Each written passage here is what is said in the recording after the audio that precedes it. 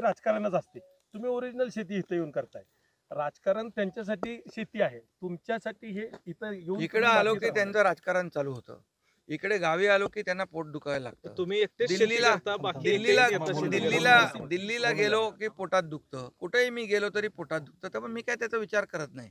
या सर्व पोटदुखीवाल्यांना आम्ही त्यांची व्यवस्था केलेली आहे. बाळासाहेब ठाकरे आपला दवाखाना मोफत.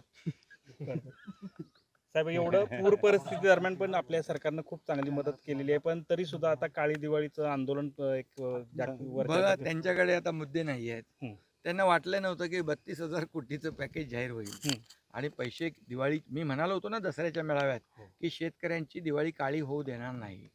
त्याप्रमाणे आम्ही पैसे देणंही सुरू केले. त्यांच्या खात्यात पैसेही जाऊ लागलेत. त्यामुळे बोलणार काय, मुद्दा नाही. मग मुद्द्याचं म्हणजे कुठल्याही मुद्द्याला धरून राजकारण करणं आता विरोधी पक्षाचं ते त्यांनी ठरवलेलंच आहे. म्हणजे विरोधकांचे लोकांचं दिशाभूल करायचा हा प्रयत्न सुरू आहे का? दिशाभूल त्यांनी नेहमी दिशाभूल करण्याचा प्रयत्न करतातच. ते शेतीचा असू द्या, निवडणुकीचा असू द्या, कुठलाही विषय असू द्या, त्यांना बघा, जर चांगला निर्णय घेतला तर चांगलं म्हणायला पाहिजे. हेच लोक मुख्यमंत्री देवेंद्रजींना जाऊन बुके देत होते ना, चांगले मुख्यमंत्री आहेत म्हणून म्हणत होते ना. आता लगेच त्याच देवेंद्रजींना मुख्यमंत्री कसा फेल झाला, मुख्यमंत्री कसा अपयशी आहे, हेच म्हणजे ही दुटप्पी भूमिका आहे. आणि हे खरं म्हणजे हे रडगाणं आहे. कायमचं रडत राहायचं. बाळासाहेबांनी आम्हाला रडायला नाही, लढायला शिकवलेलं आहे.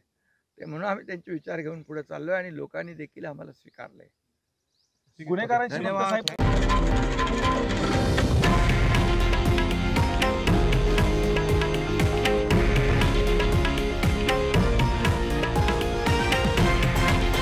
हे आहे देशातील नंबर 1 न्यूज नेटवर्क आणि आपण पाहत आहात TV9 मराठी, एकमेव.